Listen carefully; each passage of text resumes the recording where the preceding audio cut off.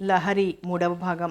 రెండవ భాగంలో స్రవంతి తన పెద్ద చెల్లెలికి కాకుండా మళ్ళీ సంబంధం తెస్తే చిన్న చెల్లెలకైనా పెళ్లి చేసేయమని తండ్రికి సలహా ఇస్తుంది. తన ఉద్యోగంలో కొనసాగాలని భావిస్తుంది. కథ కొనసాగుతుంది.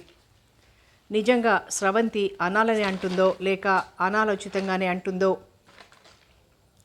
అది ఇది కాకపోతే ఏ కర్ణపిశాచైనా చెవిలో చెప్పిపోతుందో లేక భవిష్యత్తును గురించి ఆమెకి ఏదైనా కల వస్తూ ఉంటుందో ఎవరికి అంతుపట్టదు. కానీ ఆమె అన్నట్టే అన్నీ జరుగుతూ ఉంటాయి. శివజ్యోతికి పెళ్లి చూపులు ఏర్పాటు చేశారు. వరుడు సుబ్రహ్మణ్యంది ఆ ఊరే. ఫిలిం కంపెనీలో పనిచేస్తున్నాడు. 400 వస్తుంది నెలకి. గవర్నమెంట్ జాబ్ వస్తే వెళ్ళిపోవాలనే అతని కోరిక. బీఏ ప్రైవేట్గా చదువుకుంటున్నాడు. అయితే సోమనాథ్ అనుకున్నట్లు బీఏ ఫైనల్ ఇయర్ కాదు, ఆ ఏడే బీఏ ఫస్ట్ ఇయర్ పరీక్ష రాసి వచ్చాడు సుబ్రహ్మణ్యం. పిల్లవాడిని చూడటానికి వెళ్ళినప్పుడే సంగతి తెలుసుకున్నాక బీఎస్సీ ఫస్ట్ క్లాస్లో పాస్ అయిన స్రవంతికి ఇచ్చి చేసే కంటే 10th పాస్ అయి ఆగిపోయిన శివజ్యోతికే బాగుంటుంది అనిపించింది హరినారాయణకి. దాంతో అంతవరకు స్రవంతి మీద ఉన్న కోపం కరిగిపోయింది. స్రవంతికి తగిన సంబంధం కాదు అని వాళ్ళకి అనిపించింది. శివజ్యోతి కూడా కుదురైన పిల్ల, చక్కని కనుముక్కు తీరు, ఎర్రగా నాజుగ్గా అందంగా ఉంటుంది. అలవాటు ప్రకారం తన దారిన తను ఆఫీస్కి వెళ్ళిపోయింది స్రవంతి. సుమతి, వరుణ, విశాలాక్షి, హరినారాయణ, సోమనాథ్ అంతా రిసీవ్ చేసుకున్నారు. సుబ్రహ్మణ్యానికి తండ్రి లేడు, తల్లి లేదు. పెంచింది పెద్దమ్మ. ఆవిడే అత్త, ఆడబిడ్డ, మామగారు అందరి పెట్టు ఆవిడే. శివజ్యోతిని ఎగాదిగా చూసిందావిడ. పేరేమిటి అని అడిగింది. శివజ్యోతి అంది తల వంచుకునే. ఏం చదువుకున్నావు? 10th క్లాస్ పాస్ అయి మానేశాను. సంసారం దిద్దుకునే తెలివి ఉంటే ఆ పాటి చదువు చాలే. సంగీతం వచ్చా? రాదు. మరి దేవుడి దగ్గర 4 మంగళహారతులు పాడేదెలా? అసలు పాట రాని వాళ్ళెవరు ఉంటారులేండి ఈ రోజుల్లో. ఏదో సినిమా సంగీతం అన్నా పాడుకుంటారు ప్రతివారు. కాకపోతే కాస్త ధైర్యస్తులు పైకి ఎందరున్నా పాడేస్తారు. కొంచెం బిడియస్తులు ఎవరూ లేకుండా చూసి పాడుతుంటారు, అంతే తేడా అంది సుమతి అందుకుంటూ. అంతేలే అంటూ ఆమోదించింది ముసలావిడ. చూడండి, నాకు మాట్లాడటానికి వేరే మగవాళ్ళు పెద్దవాళ్ళు ఎవరూ లేరు. అంతా నా ఒక్కదాని చేతి మీదుగానే జరగాలి. అంచేత ఎప్పుడో ఇంటికి వెళ్ళి ఉత్తరం రాస్తాం అనే నానుడు వ్యవహారం కూడా నాకు గిట్టదు. ఉన్నదేదో ముఖానే చెప్పేస్తాను అంటూ అందరి ముఖాల్లోకి చూస్తూ ఒకసారి ఆపింది తన మాట. అందరిలోనూ తను కోరుకున్న ఎఫెక్టు కనిపించాక సంతృప్తి పడిపోయి, మీ పిల్ల నాకు నచ్చింది, మీ వాడికి నచ్చినట్లే ఉంది. అథవా వాడికి ఏమన్నా శంకలున్నా నేను నచ్చింది అన్నాక మరో మాట వాడు అనడానికి ఆస్కారం లేదు. మా వైపున వచ్చే బంధువులు కూడా ఎవ్వరూ లేరు. అంచేత భోజనాల ఖర్చు కూడా మీకు తక్కువే కనుక ఆ వాత ఈ వాత మాకు 10,000 రొక్కం ఇవ్వండి. లాంఛనాలంటారా? మీ కూతురు మీ అల్లుడు ఆ మాత్రం పెట్టుపోతలు మీకు తెలియదా?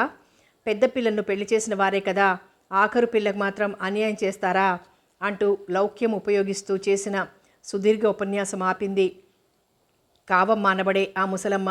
ఆ ప్రసంగానికి క్షణమంతా అవాక్కైపోయారు. 10,000 కట్నం అన్నారు, బాగానే ఉంది, ఎలాగో ఇస్తామనుకోండి. మరి వేరే లాంఛనాలంటే ఏమిటో మాకు అర్థం కాలేదు. ఆడపిల్లలు లేరు కదా, ఆడపడుచు లాంఛనాలా? ముందుగా తేరుకున్న హరినారాయణే అడిగాడు. రొక్కం సరేనండి, అబ్బాయికి బట్టలు, పానకం బిందెలు, అప్పగింతల బట్టలు, వాచి, ఉంగరం వగైరాలన్నీ ఉంటాయి కదా, వాటి మాట అంది ముసలమ్మ. అమ్మ ముసలమ్మ, ఎంత తెలివైన బుర్ర నీది.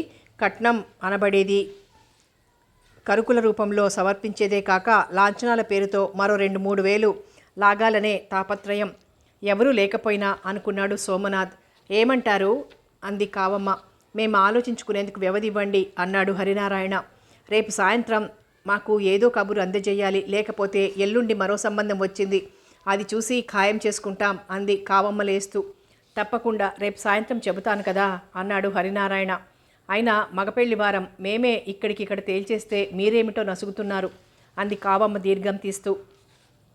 నసగడం ఏం లేదండి, మధ్యవర్తులు మాకు చెప్పిన దానికి భిన్నంగా మీరు అయితే కొంచెం ఆలోచించుకోవడానికి వ్యవధి అడిగాను, అంతే. ఏం చెప్పారేమిటి అంది దీర్ఘం తీస్తూ. వాళ్ళదేముంది లేండి, మాట ఏదైనా మనం ముఖాముఖి మాట్లాడుకున్నదే కదా ఖరారయ్యేది అంటూ మాట తప్పించేసింది విశాలాక్షి. కావమ్మ, సుబ్రహ్మణ్యం వెళ్ళిపోయారు. కట్నం ఆశ లేదంటే అంతా ఓ 10,000లో ముగించేద్దామనుకున్నారు అన్నాడు హరినారాయణ. సోమనాథ్ ఆలోచనలో పడిపోయాడు.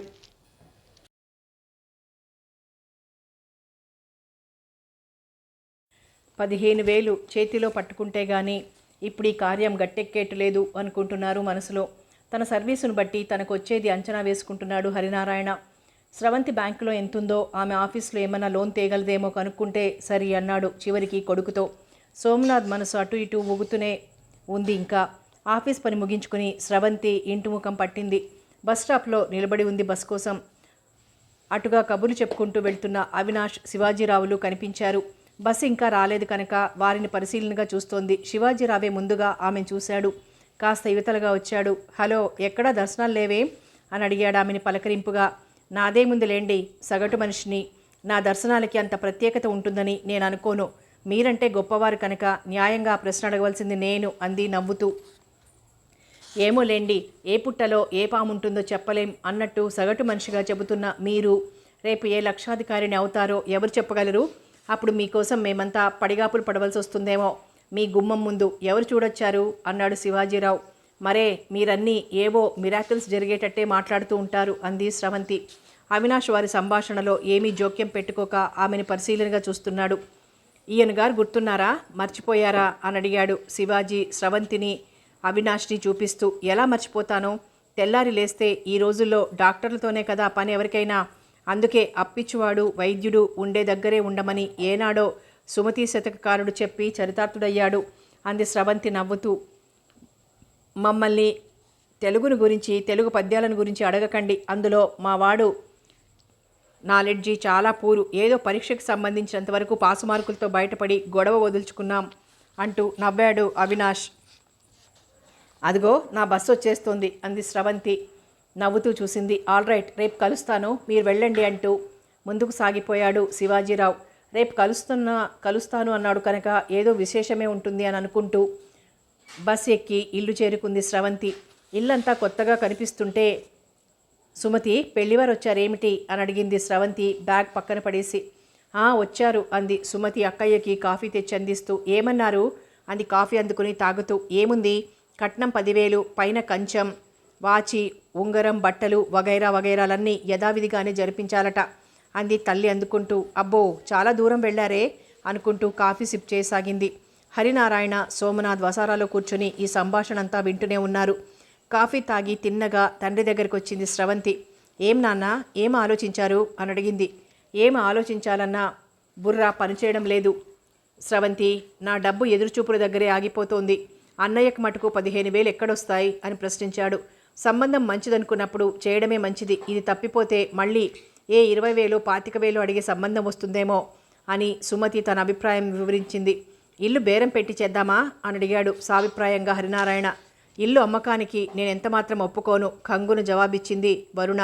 స్రవంతి, బ్యాంకులో డబ్బుతో పాటు వేరే ఏదైనా లోను సృష్టించగలవా అని అడిగాడు. కోడల అభిప్రాయం ఆమె నోటి వెంబడి విన్న హరినారాయణ, నేను చేరింది ఈ మధ్యనేగా, అప్పుడే ఆఫీస్లో లోన్లు ఇస్తారు, కావాలంటే నా బ్యాంకులో ఉన్నదంతా ఇచ్చేస్తాను అంది స్రవంతి. ఇంతలో రిక్షా దిగి గదాధర్ లోపలికి వచ్చాడు. అయినాయా పనులు, పద పోదాం అన్నాడు సుమతితో నిలబడే. కూర్చోండి బావగారు అన్నాడు సోమనాథ్ కుర్చీ చూపించి. సుమతి లోపలికి వెళ్ళి కాఫీ తెచ్చి అందించింది. అక్కడ కుర్చీలో కూర్చుని 3 గుక్కల్లో తాగేశాడు కాఫీని. సుమతి, మీ ఆయన అడిగింది మీ అన్నయ్యతో చెప్పావా అని అడిగింది వరుణ. సుమతి మాట్లాడలేదు. కానీ వదిన మీద కోపం వచ్చింది పీకల దాకా. ఏమిటి సుమతి, ఏమడిగాడు అని అడిగాడు సోమనాథ్ ఆశ్చర్యంగా. సుమతి వాళ్ళ ఆయనకి స్కూటర్ కావాలట, మీకు చెప్పమని ఇందాక నాతో అంది తెలివిగా అడిగింది వరుణ. ఆ మాట వినగానే ముఖాలు మాడిపోయాయి హరినారాయణకి, సోమనాథ్కి. స్రవంతి మటుకు పరిశీలనగా చూసింది వరుణను, గదాధర్ని. శివజ్యోతి పెళ్లికే ఇప్పుడు డబ్బేలాగా అని మదన పడుతుంటే ఈ శుభకార్యం జరిగిపోతే కాస్త మనస్సు స్థిమితపడుతుంది అన్నాడు మెల్లగా సోమనాథ్. కొత్తల్లుడు మోజులో పాతల్లుడు గుర్తుంటాడా అని మీ బావగారు అడగకుండా చూసుకోండి కవ్వింపుగా అంది వరుణ.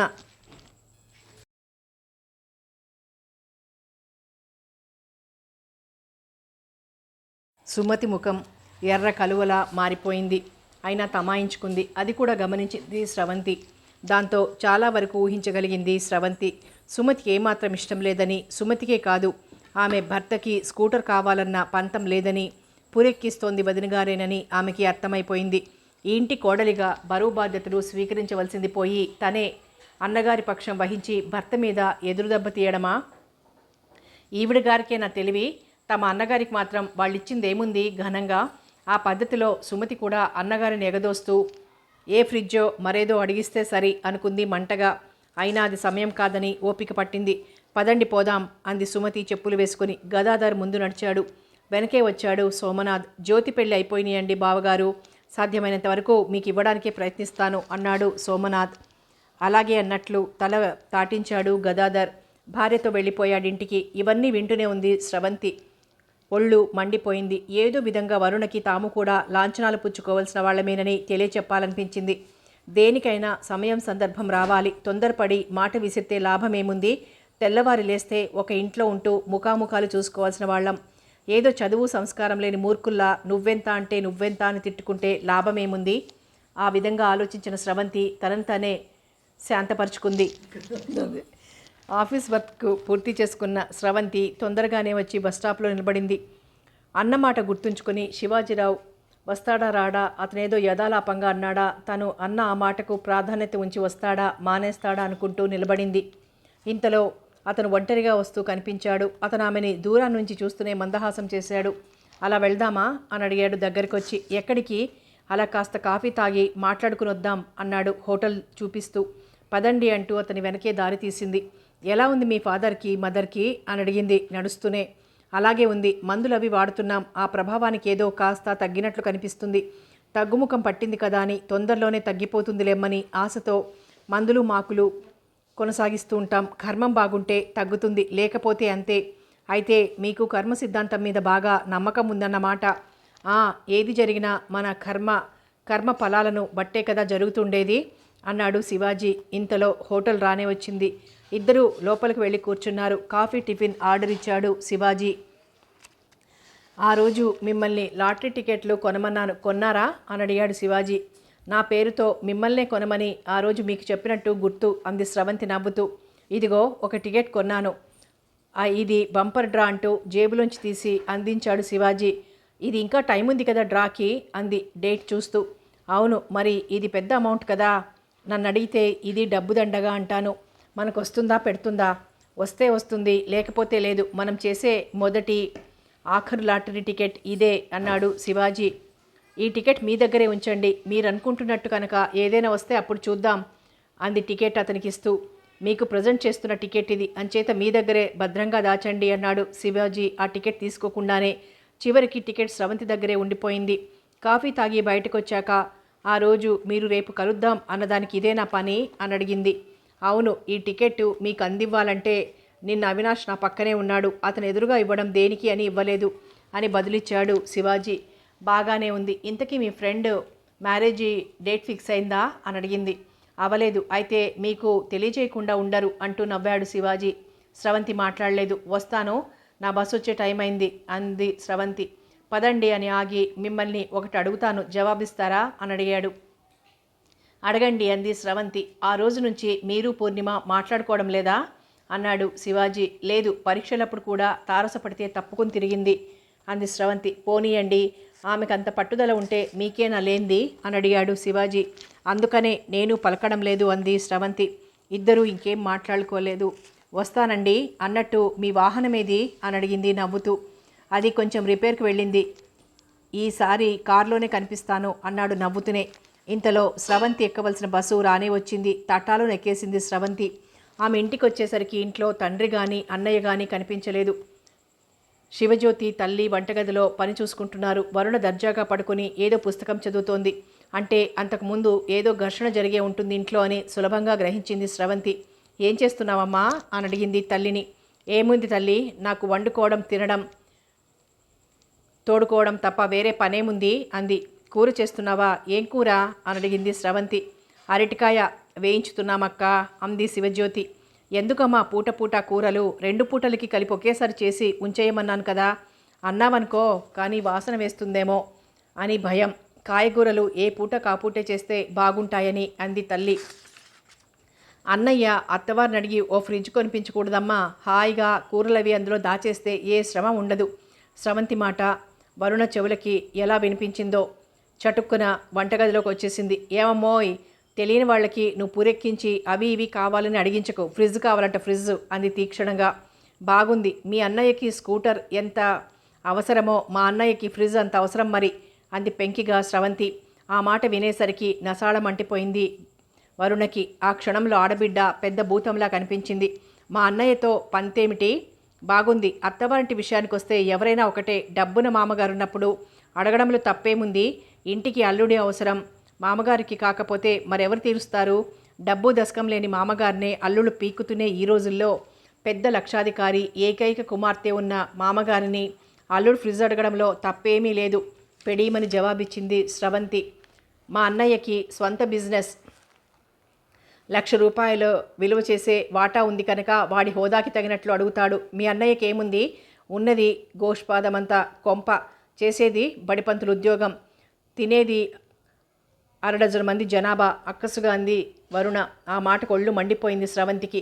ఊరికే కూర్చుని ఎవరు తింటున్నారు? అయినా గోష్పాదమంత కొంప అని, చేసేది బడిపంతులు ఉద్యోగం అని పిల్లనిచ్చేటప్పుడు మీ నాన్నకు తెలియదా? చేసుకునేప్పుడు నీకు తెలియదా? మా అన్నయ్యని కట్టుకుంటే కానీ వీలు లేదని మేమేమన్నా ప్రయోపవేశం చేశామా? ప్రాధేయపడ్డామా? మా ఎస్టేట్లు సరిపోయినట్లే. పోనీ డాక్టర్నో లాయర్నో ఇంజనీర్నో కొనుక్కోకపోయావా? బడిపంతులను ఎందుకు తెచ్చుకున్నావు? రోషంగా అడిగింది స్రవంతి. స్రవంతి ఊరుకో అంది తల్లి హడలిపోతూ. తల్లి కేసి ఒకసారి చూసి ఏమనుకుందో గదిలోకి వెళ్ళిపోయింది విసురుగా స్రవంతి. ఇక్కడ ఒక్క ఫ్యాన్ పెట్టుకుంటే దానికి లైట్లకి కరెంటు బిల్లు కట్టడానికి కింద మీద పడుతున్నారు కానీ ఇంకా ఫ్రిడ్జులు కావాలంట. ఫ్రిడ్జులు అక్కడికి కరెంటు బిల్లు మహా కట్టేయగలిగినట్టు విసురుగా అని తన గదిలోకి వెళ్ళిపోయింది వరుణ. అక్కయ్యకి వదినకి మధ్య రేగిన కురుక్షేత్ర సంగ్రామం చూసి అట్టే నిలిచిపోయింది శివజ్యోతి. విశాలాక్షి కళ్ళు తుడుచుకుంటూ కూర వేయిస్తోంది. ఈ పిల్ల సమయానికి దేనికి రావాలి? ఇంత రగడ దేనికి జరగాలి అన్నది ఆమె బాధ. అసలే కోడలు అంతంత మాత్రపు మనిషి. ఇంకా కొడుక్కి ఉన్నవి లేనివి చెప్పి వేరింటి కాపురం అంటూ ఎక్కడ హఠం చేస్తుందో. అవతల పిల్ల పెళ్ళి, డబ్బు అందని స్థితి అనుకుంటూ తల్లడిల్లిపోతోంది ఆమె హృదయం. అనుకున్నట్టుగానే ఆ రాత్రి సోమనాథ్ ఇంటికి రావడం ఆలస్యం చెప్పేసింది వరుణ. స్రవంతి జాకెట్ హుక్స్ ఊడిపోతే కుట్టుకుంటోంది. సోమనాథ్ ఆమె గుమ్మం దాకా వచ్చి, స్రవంతి ఫ్రిడ్జ్ కావాలని నేను నీకు చెప్పానా అని అడిగాడు. బట్టలన్నా మార్చుకోకుండా అన్నగారు తన దగ్గరికి వచ్చి అడుగుతుంటే చిన్నబుచ్చుకుంది స్రవంతి ముఖం. ఏదో తమాషాకు అన్నానే అనుకో, దానికి ఇంత సీరియస్ అయిపోవాలన్నయ్యా అని అడిగింది స్రవంతి పడుకున్నదే కుడుతున్నదాపి. తమాషా అట తమాషా. తంపులు పెట్టి సరదా చూద్దామనుకున్నావా అంటూ ఖయ్యమంటూ లేచింది వరుణ వెనక నుంచి. నువ్వు అనవసర విషయాల్లో జోక్యం పెట్టుకోకు స్రవంతి అంటూ గిరుక్కుని తిరిగి వెళ్ళిపోయాడు. నేను అనవసర విషయాల్లో ఎందుకు జోక్యం పెట్టుకుంటాను? వాళ్ళ అన్నయ్యకి స్కూటర్ కావాలని అడిగించారు కనుక మా అన్నయ్యకి ఫ్రిడ్జ్ కావాలని అన్నాను తప్ప తన ఉద్దేశం తెలియాలనే చెప్పింది స్రవంతి. ఆ మాట విన్న సోమనాథ్కి విషయం అర్థమైంది. అయినా ఏం వ్యాఖ్యానించకుండానే తన గదిలోకి వెళ్ళిపోయాడు. వరుణ మాత్రం దుముదుములాడుతూనే ఉంది. ఆమెకు ఆడబిడ్డ మీద పీకల దాకా వచ్చేసింది కోపం. ఏ విధంగా స్రవంతిని సాధించాలా అని ఆలోచనలో పడిపోయింది. తిన్న నా పొట్టకు శ్రీరామరక్ష అని ఎంతసేపు తన ఉద్యోగం, తన తిండి, తన అలంకారం అంతా తనే తప్ప తనకి ఓ రెక్కలగిడ్డ అయినా తెచ్చిందేమిటి? పైగా పరమ గడుగ్గాయి. నోటికి ఎంత వస్తే అంతా మాట్లాడుతుంది. అలాంటి దాన్ని ఎవరు భరిస్తారు? ఇలాగే ఏదో ఒకటి లేనిపోని వెక్కించి అన్నయ్య కవి ఇవి కావాలని అడిగిస్తూ ఉంటుంది. ఏదైనా మొగ్గలోనే గిల్లేసుకోపోతే లాభం లేదు అని తీవ్ర ఆలోచనలో పడిపోయింది వరుణ. తన అన్నగారే అవి ఇవి అడిగి తీసుకోవడం హక్కు. స్రవంతి అన్న అలాంటివన్నీ కోరడానికి ఏ పాటి అర్హత లేదని ఆమె ప్రతిక్షణం అనిపిస్తూనే ఉంటుంది ఆమెకు. ఈ దరిద్రగొట్టు సంబంధం తను కాబట్టి చేసుకుంది. ఆ మాత్రం పిల్ల దొరికినందుకు సంతోషించక పైగా అవి ఇవి కూడా కావాలంట అనుకుంది. మరోసారి అక్కసుగా శివజ్యోతి వివాహానికి ఆమర్నాడే తాంబూలాలు పుచ్చుకొని లగ్నం నిర్ణయించుకున్నారు. ఆ హడావిడిలో ఆ రోజు ఊపిరాడలేదు ఎవరికి. వరుణ ముందు ఇదే సమయం, ఇంతకంటే మరో ఛాన్స్ దొరకదు తన ఆలోచన ఫలించడానికి అనుకుంది. ఆమె మనసులో ఏం వికృతపు ఆలోచనలు రేగుతున్నాయో ఊహించలేని వారంతా వరుణ మామూలుగానే ఉండటం చూసి ఆ గొడవ అంతటితో సమసిపోయినట్టే అనుకుని తేలిగ్గా ఊపిరి పీల్చుకున్నారు. కానీ వరుణ మనసులో అది అణిగిపోలేదని, రాజుకుంటూనే ఉందని స్రవంతి కూడా ఊహించలేదు. శివజ్యోతి పెళ్ళి 5 రోజుల్లో ఉంది. శుభలేఖలు అచ్చయ్యాయి. ఆ రోజే పంచడానికి పేర్లు రాసుకుంటున్నాడు సోమనాథ్. నేను మా వాళ్ళింటికి వెళ్తున్నాను అంది వరుణ ముఖం ముటముటలాడించుకుంటూ అక్కడికి వచ్చి. దేనికి అని అడిగాడు సోమనాథ్ ఆశ్చర్యంగా. దేనికేమిటి? నేను అసలు ఇక్కడ ఉండను. ఈ ఇంట్లో కాపురం చేయలేను. నేను కావాలనుకుంటే మీరు మా ఇంటికి వచ్చిపోతూ ఉండండి అంది ఖరారుగా. అదేమిటి వరుణ ఆ మాటలు? 4 రోజుల్లో జ్యోతి పెళ్ళి కదా, ఇప్పుడు నువ్విలా మీ వాళ్ళింటికి వెళ్ళిపోతున్నాను రాను అనటం ఏమన్నా బాగుందా అని అడిగాడు శాంతంగానే. బాగా ఈ ఇంట్లో మీ చెల్లెలు స్రవంతి బాగు తప్ప ఎవరి బాగు కావాలేమిటి ఎకసెక్కంగా అడిగింది వరుణ. అదేమిటి వదిన అలా అంటావు, నేనేమన్నాను అని అడిగింది స్రవంతి కష్టంగానే. నువ్వు తెలివైన దానివి, అనాల్సినవన్నీ అంటూనే ఉంటావు, తప్పేముంది అని అడుగుతావు. నేను తెలివి తక్కువ దాన్ని, అన్నీ ముఖాన్ని అంటాను కానీ తప్పుకోలేను. ఏదో మన గొడవల సంగతి తర్వాత చూసుకుందాం, ముందు పెళ్లి జరగనియండి అన్నాడు సోమనాథ్ సర్దుతూ. జ్యోతి పెళ్ళి అయిపోతుంది, ఇంకా మిగిలేది స్రవంతి. ఆవిడతో నిత్యం తగువులు పడుతూ ఉండలేను నేను. మా పుట్టింటికి పోతాను. అంటే వేరు కావాలని నేను కావాలని నీతో పోట్లాడుతున్నానంటావా వదినా? అవును, నీకు నేనంటే గిట్టదు. అన్న భార్యని ఎలా గౌరవించాలో నీకు తెలియదు. ఎంతసేపు నీ సంపాదన నీ వ్యవహారమే, నీ స్వార్థం చూసుకుంటావు, నీ చెయ్యే పైనుండాలంటావు. ఆత్మాభిమానం ఉన్న ఏ ఆడది ఇంతంత కష్టాలు మాటలు పడలేదు. అందుకే నేను వెళ్ళిపోతానంటున్నాను. పోనీలే వదినా, ఇప్పుడు బాధలన్నీ నీకు నా గురించే కదా. పెళ్ళి పెటాకులు లేని ఉద్యోగం వెలిగించేదాన్ని, నేనే వెళ్ళిపోతానులే. మీరు బాగుండండి అంది స్రవంతి గంభీరంగా. ఆ మాటకంతా ఒక్కసారి ఆమె కేసు చూశారు. నువ్వు ఈ ఇంటి కోడలివి, ఇక్కడ ఉండవలసిన దానివి. మేము ఆడపిల్లలు ఒకరింటికి పోయేవాళ్ళం. పెళ్ళైతే ఆడపిల్లలు ఎలాగో పుట్టింట్లో ఉండరు. నాకు పెళ్ళి వద్దు, ఉద్యోగం కావాలనుకున్నాను, చేసుకుంటున్నాను. అందుకే నేను కూడా పరాయిదాన్నే. నేను వేరే గది తీసుకుని ఉంటాను, ఎక్కడో నా మానాన నేను పడుంటాను. ఈ నా నిర్ణయానికి ఇక తిరుగులేదు. మీరెవరూ ఇంకా ఆలోచించవద్దు, అభ్యంతర పెట్టొద్దు. పెట్టినా నేను మానేది లేదు ఖండితంగా చెప్పి తన గదిలోకి వెళ్ళి చెప్పులు వేసుకుని బ్యాగ్ తీసుకుని చరచరా వెళ్ళిపోయింది. అనుకోని పరిణామానికి ఏం చేయాలో తోచినట్లు ఎక్కడి వాళ్ళక్కడే బిగుసుకుపోయారు. స్రవంతి తిన్నగా లాయర్ శివాజీ రావింటికి వెళ్ళింది. అతను ఎక్కడికో పోబోతున్న వాడల్లా టక్కున ఆగిపోయాడు ఆమెను చూసి. సర్ప్రైజ్లో పారేశారే నన్ను, రండి కూర్చోండి అన్నాడు కుర్చీ చూపిస్తూ. నాకు ఓ 2 రోజుల పాటు మీ ఇంట్లో గది ఏర్పాటు చేయగలరా అని అడిగింది. ఓ 2 రోజుల వరకు అయితే ఇబ్బంది లేదు, చాలు. ఆ తర్వాత మీరు ఉండమన్నా ఉండను, వేరే గది చూసుకుంటాను. అడిగాను అనుకోకండి, మీరు ఇంట్లోంచి వచ్చేస్తున్నారా అని అడిగాడు శివాజీ. అవును, నా జాతకం ఏమిటో కానీ ఊరికినే కూర్చున్న దానికి కూర్చున్నట్లే వస్తున్నాయి అభాండాలు పోట్లాటలు అంది ఖిన్న వదనంతో. టైం బాగాలేకపోతే అంతేనండి, అన్నీ అలాగే జరుగుతాయి. ఉదాహరణకి అని ఆగిపోయి మాట మార్చేశాడు. అది పెద్దగా పట్టించుకోలేదు స్రవంతి. తనకు గది ఇస్తానన్నాడు, అంతే చాలు. కష్టకాలంలో ఆదుకుంటున్నాడు అనుకుంది. టీ తీసుకొచ్చి ఇచ్చాడు నౌకర్. ఇప్పుడెందుకండి అంది స్రవంతి. పర్వాలేదు, మీరు మా అతిథి అంటూ మందహాసం చేశాడు. టీ తాగి అతనికి థ్యాంక్స్ చెప్పి బయటకు వచ్చింది స్రవంతి. ఆమెకు ఒక బరువు తీరిపోయినట్లయింది. ఇంటికొచ్చింది, తనవన్నీ సర్దుకుంది. బ్యాంకు నుంచి ఆ రోజు డ్రా చేసిన డబ్బు, తన కొత్త ఇంటి అడ్వాన్స్కి వగైరాలకు సుమారుగా మినహాయించుకొని మిగిలింది అన్నగారికి ఇచ్చింది. నా పేరుగా ఏదో ఖర్చుకు వాడుకో అంటూ చెప్పింది. జ్యోతి, ఏమైనా నీకు ఇష్టం వచ్చింది కొనుక్కో అంటూ విడిగా ఆమె చేతిలో ఓ 100 పెట్టి తన బట్టలు తీసుకుని బయటకు వెళ్ళిపోయింది. అదేమిటే స్రవంతి, పెళ్లిదాకా ఉండు అంటూ తల్లి చెబుతున్నా వినిపించుకోకుండా వెళ్ళిపోయింది. హరినారాయణ చేతులు కాళ్ళు చచ్చుబడిన వాడిలా అలా కూర్చుండిపోయాడు. ఇంత తొందరగా స్రవంతి క్షణాల మీద వెళ్ళిపోతుందని ఊహించిన వాళ్ళంతా నిర్ఘాంతపోయి చూడటం మినహా ఆమెని ఆపలేకపోయారు. అసలే ఆ స్రవంతిని ఆపడం ఎవరి తరం కానట్లే ఆగిపోయారు చివరికి. స్రవంతి వెళ్ళిపోయాక వరుణ మనసుకి పెద్ద రిలీఫ్ వచ్చింది. ఏదో ఘన విజయం సాధించినట్లే గర్వపడింది. చిన్న చెల్లెలి పెళ్లి సంతోషం పెద్ద చెల్లెలు నిర్ణయంతో తుడిచిపెట్టుకొని పోయింది. ఉసూరుమంటూ లేచాడు సోమనాథ్. ఏం ఆడవాళ్ళురా బాబు, ఎవరికి ఈషన్ మాత్రం ఓర్పు లేదు. కరవమంటే కప్పకు కోపం, విడవమంటే పాముకు కోపం అన్నట్టు మారిపోయింది తన పరిస్థితి. ఎవరికి తోచినట్లు వాళ్ళు చేశారు. తండ్రి అని అన్న అని కాస్త ఓర్చుకోలేకపోయింది స్రవంతి. అత్త భయం, భర్త భయం, మామ భయం, ఎవ్వరి భయం లేదు వరుణకి. ఎవరికి చెప్పినా సర్దుకునే వారెవ్వరూ లేరు. తమ పెద్దరికం మంట కలపడమే గాని. జ్యోతి చాటుగా పోయి కళ్ళు తుడుచుకుంది. తన పెళ్ళి అంటూ ఏ ముహూర్తాన తలుచుకున్నారో గాని అప్పటినుంచి అన్నీ కలతలే, అన్నీ బాధలే. ఇప్పుడే అల్లుడి పాదం ఇలా ఉంది అని పై కనకపోయినా లోపలన్నా అనుకోకపోరు తన వాళ్ళు. స్రవంతి లాయర్ శివాజీరావు ఇంట్లో ఒక గదిలో ఉన్న తను ఆఫీస్కు ఒక రోజంతా సెలవు పెట్టి ఇంటి వేటలో పడింది. 2 గదుల వీధి వైపు వాటా దొరకడం ఆమె అదృష్టం. వెంటనే ఆ ఇంటికి అడ్వాన్స్ ఇచ్చి రేపు వచ్చి చేరుతానంటూ చెప్పి ఇంటికి వచ్చేసింది సంతోషంగా.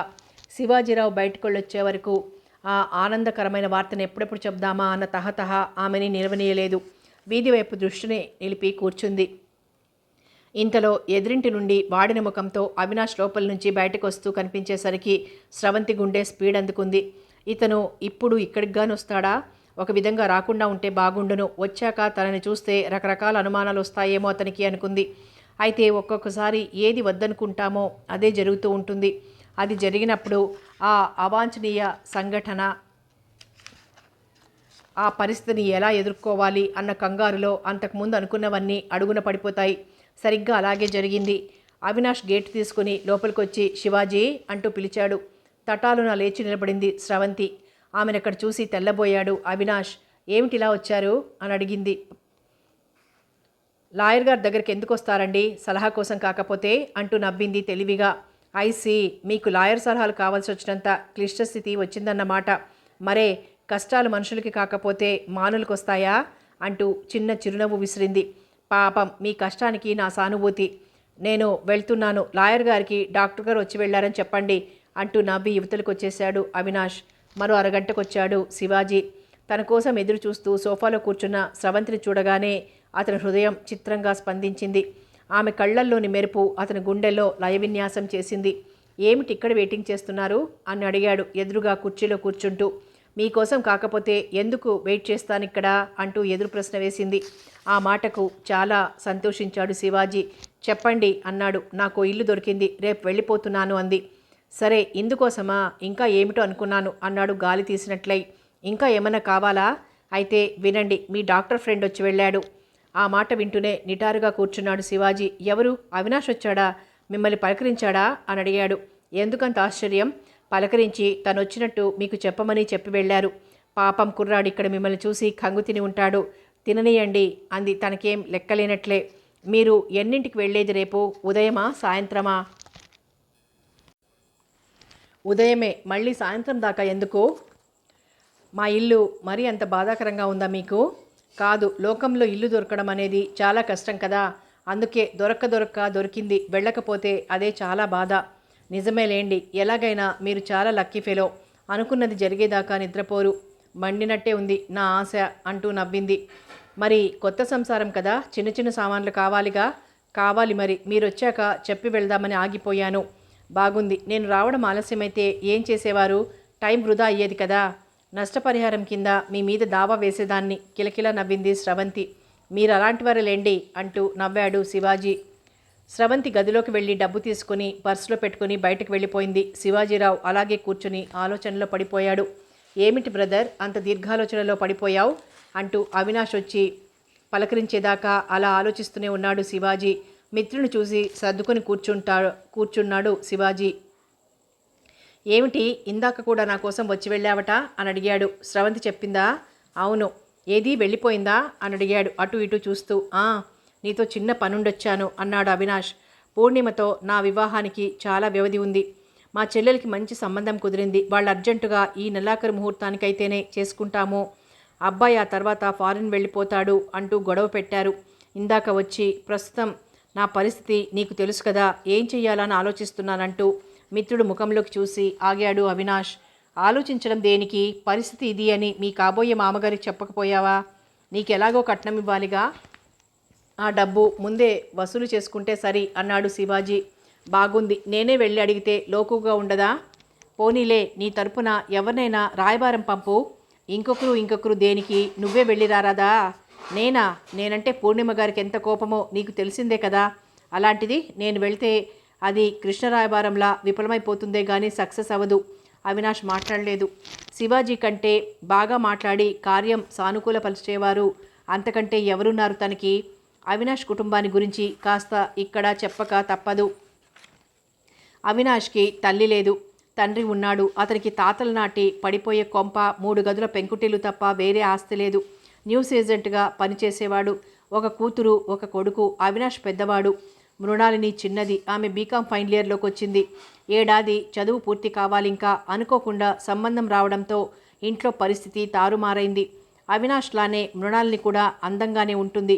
ఆమె అందం, ఆమె చదువు అందరికీ నచ్చినా అంతో ఇంతో ముట్టజెప్పందే పెళ్ళి ఎలాగో అవ్వదని తెలిసినా అవినాష్ తండ్రి సంజీవరావు ఏమాత్రం నిలవేయకపోయాడు. అతనికి ఉన్న కోరికల్లో ఆ పెంకుటింటి స్థానంలో అందమైన ఇల్లు కట్టుకోవాలని కొడుకు విదేశాలకు వెళ్ళి పెద్ద డాక్టర్గా ఖ్యాతి గడించాలని, కూతురికి గొప్ప సంబంధం రావాలని, ఇలాగే భవిష్యత్తును గురించి ఆయన తీయని కలలు కంటూ జీవితాన్ని చరమాంకానికి తీసుకొచ్చేశాడు. తను జీవించి ఉండగా ఆ పెంకుటిల్లు తీసిపారేసి డాబా వేయగలనమా అని చివరికి ఆయన కళ నిరాశలోకి మారిపోయింది. ఇది తెలిసిన అవినాష్ చాలా బాధపడేవాడు. తనని రెక్కలు ముక్కలు చేసుకుని ఇంత వాడిని చేసినందుకు తనైనా ఇల్లు కట్టాలి, ఆయన కోరిక తీర్చాలి అని తపన పడేవాడు. కానీ పెళ్లి చేసి చూడు, ఇల్లు కట్టి చూడు అన్నట్లు చెల్లెలికి మంచి కట్నంతో పెళ్లి చేయాలన్నా, తను డాబా ఇల్లు వెయ్యాలన్నా మాటలతో అయ్యే పని కాదు. ఎందుకో అందుకు పనికొస్తుందనే అతను 1,00,000 కట్నంతో పూర్ణిమను పెళ్లి చేసుకునేందుకు సిద్ధపడ్డాడు. అతని కోరిక తీరాలంటే ఇంటికి, చెల్లెలు పెళ్లికి ఆ 1,00,000 కూడా చాలకపోవచ్చు. తను ఫారెన్ వెళ్ళినా వెళ్ళకపోయినా ఫారెన్ వెళ్లే ఇంజనీర్ సంబంధం కుదిర్చాడు చెల్లెలికి. సామాన్యులకే వేలకు వేలు గుమ్మరించాల్సి వచ్చే ఈ రోజుల్లో తాహతుకు మించిన సంబంధం వచ్చినా వదులుకోవాలని లేక తండ్రిని ఒప్పించాడు. అంతా బాగానే ఉన్నాయి, కానీ అసలైన గ్రంథం కరువైంది. 1,00,000 కట్నం వస్తుందని, చెల్లెలి పెళ్లి ఘనంగా చేయొచ్చని అనుకున్నందుకు పూర్ణిమతో వివాహం అనుకోకుండా పోస్ట్ పోన్ అయింది. ఇప్పుడు చెల్లెలు పెళ్లివారు తొందరపడటం, తన పెళ్లి ఆగిపోవడం అవినాష్కి పెద్ద సమస్య అయిపోయింది. అందుకే పనిగట్టుకుని శివాజీరావు దగ్గరికి వచ్చింది. అతనికి పూర్ణిమ ఇంటికి వెళ్ళాలని ఏమాత్రం లేదని అర్థమయ్యాక ఏం చేయాలో తోచక మౌనంగా ఉండిపోయాడు. పోనీ నువ్వేమైనా నాకు డబ్బు సర్దగలవా అని అడిగాడు మిత్రుణ్ణి. నాకు మటుకు వేరే లకారాలు ఏమున్నాయి, ఇదిగో ఈ బిల్డింగ్ తప్ప కాస్తో కూస్తో ఉంటే ఓ సెకండ్ హ్యాండ్ కారు కొన్నాను, ఆ సంగతి నీకు తెలుసు కదా అంటూ ఆగాడు శివాజీ. సరే, అంతా నీ మీదే భారం వదిలాను, నువ్వే ఏదో ఒకటి ఆలోచించి చూడు అంటూ చెప్పి ఇంక అక్కడ కూర్చోవాలనిపించక తిరిగి ఇంటికి వెళ్ళిపోయాడు అవినాష్.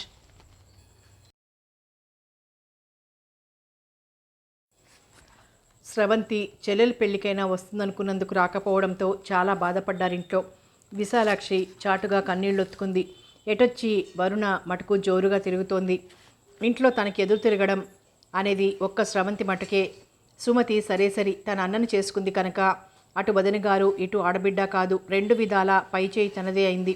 శివజ్యోతి చిన్నపిల్ల, తన మీద పూర్తిగా ఆధారపడింది కనుక ఆమె అసలు నోరెత్తదు.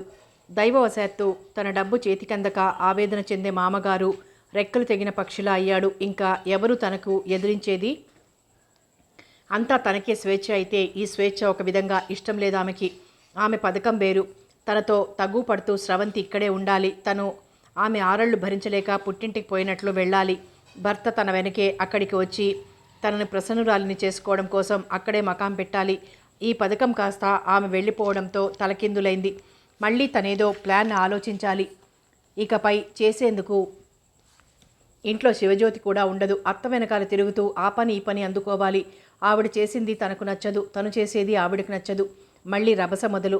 కానీలే, ఆ రభస ఆసరాగానే తను ఇక్కడి నుంచి జెండా పీకేయొచ్చు. వక్ర మనసులకి సక్రపుట ఆలోచనలు ఎలా వస్తాయి కనుక వరుణ అలా అనుకోవడంలో ఆశ్చర్యమేముంది? తనక్కడ ఉండి అన్నగారిని అవి ఇవి కావాలని అడిగించవచ్చు. భర్త తనతోనే ఉంటాడు కనుక అత్తమామలనే నేరుగా అడుగుతూ ఉంటాడు. అప్పుడు స్రవంతికి చేరదీసి అక్కడి నుంచి ఏదో విధంగా పంపకపోరు అనుకుంది ఉల్లాసంగా. శివజ్యోతి పెళ్లికి వెళ్ళాలని మనసు పీకినా వెళ్ళలేదు స్రవంతి. క్రిందటిసారి సుమతి పెళ్లి జరుగుతుంటే పెద్దమ్మాయికి పెళ్లి కాకుండా రెండవ అమ్మాయికి వివాహం చేస్తున్నందుకు అంతా తననే గుచ్చిగుచ్చి చూశారు. ఇప్పుడు అలాగే చూస్తారు. ఎందుకొచ్చిన బాధ? సుమతి భర్త వస్తాడు, వదిన గారు ఉంటారు, ఇంకా దేనికి తను లేకపోతే తనకేం పని అక్కడ అనుకుంది నిర్లిప్తంగా స్రవంతి. స్రవంతికి స్వతహాగా అభిమానం పట్టుదల ఎక్కువ కనుక ఆమె అలా తన ఇంటి దగ్గరే ఉంది. ఆఫీసు ఏదో వండుకోవడం తినడం వేరే పనేమీ లేదు కనుక స్థిమితంగా పడుకున్నప్పుడల్లా మనసు అవినాష్ మీదికి పోయేది. ఆ రోజు శివాజీ ఇంటికి అతను ఎందుకు వచ్చాడో, తన మూలంగా అతని ముఖ్యమైన పని ఆగిపోయిందేమో అనుకుంది సందిగ్ధంగా. ఎవరి సందేహాలతోనో ఎవరి గొడవలతోటి నిమిత్తం లేకుండా కాలం పరుగులు తీస్తూనే ఉంది. మనిషి అనుకున్నవి అనుకున్నట్లు సామాన్యంగా జరగవు. అలాగే ఊహించిన అద్భుతాలు కూడా మనిషి బతుకులో తప్పవు. అలా జరిగినప్పుడు తామంత అదృష్టవంతులు లేరని పొంగిపోవడం, అంతా భగవంతుడి కరుణా కటాక్షం అనుకుంటూ చేతులు జోడించేవారు కొందరైతే తమ తెలివితేటలు తమ శక్తి సామర్థ్యాలు అందుకు కారణమని మరికొందరు విర్రవీగుతారు. ఏవో మిరాకిల్స్ జరగకపోతే తనకేం ఉంది డబ్బు అని అనుకున్నందుకు ఆ మిరాకిల్స్ జరిగే శివాజీరావు స్రవంతికి కొన్న టికెట్కి ప్రైజ్ వచ్చింది. అది 5 లక్షలు. అది ఆమెకు అసలు చూడనే లేదామె. స్రవంతి ఆఫీసు వదిలి బస్టాప్లో నిలబడినప్పుడు పరిగెత్తినట్టే వచ్చాడు శివాజీ. ఇదిగో పేపర్, నంబర్ చూసారా అని అడిగాడు. అసలు టికెట్ ఎక్కడ పెట్టానో ముందు ఇంటికి పోయి వెతుక్కోవాలి అంది నవ్వుతూ. అంత శ్రద్ధన్న మాట అన్నాడు కాస్త చిరాగ్గా శివాజీ. నాకు ఇలాంటి వాటి మీద నమ్మకం తక్కువ, అందుకే ఆ టికెట్ మీద అంత ఆసక్తి లేకపోయింది. నమ్మకం ఉండకపోనియండి, టికెట్ అన్నది కొన్నాక అది ఏమైందో తెలుసుకోవాలి కదా. ఇంటికి వెళ్ళి వెతికి చూస్తానులేండి అంటూ పేపర్ అందుకొని మడిచి హ్యాండ్ బ్యాగ్లో పెట్టింది. శుభవార్త మా ఇంటికి వచ్చి తెలియచేయగలరని ఆశిస్తాను. తప్పకుండా. నిజంగా ఈ టికెట్ మీద ఆఖరి అంకెపరంగా 5 రూపాయలు వచ్చినా మీ ఇంటికి వచ్చి చెప్తాను అప్పటికప్పుడు అంది నవ్వుతూ. మీకు మరీ జోక్గా ఉంది. లక్ష్మీదేవి అంటే ఆషామాషి అనుకుంటున్నారా? అబ్బే, అలా ఎలా అనుకుంటాను? అలా అనుకున్న దాన్నైతే మా ఇంటికి పరుగులెత్తుతూ వస్తానని చెప్తానా అంది స్రవంతి నవ్వుతూ. సరే, ముందు వెళ్ళి టికెట్ వెతికి ఆ నెంబరు సరిగ్గా చూడండి. చిత్తం, వెదవ బస్సు పట్టాన రాదు కదా అంది బస్సు వచ్చే వైపు చూస్తూ. ఈ ఒక్కరోజు రిక్షా మీద వెళ్ళండి, నేను డబ్బులు ఇస్తాను అన్నాడు శివాజీ. ఎందుకులేండి, టైం దాటిపోయింది, రాకపోదు అంటూ ఉండగానే బస్ కనిపించింది. మీ చేత తిట్లు తినడం ఇష్టం లేక పాపం బస్సు వచ్చేసింది అంటూ నవ్వాడు. బస్ ఎక్కి స్రవంతి ఇల్లు చేరి ఫ్లాస్క్లో టీ కప్పులో కొంచుకొని తాగి అప్పుడే సావకాశంగా మొదలుపెట్టింది వెతకడం. చివరికి ఏదో నవలలో నవ్వుతూ పలకరించింది. కథ కొనసాగుతుంది.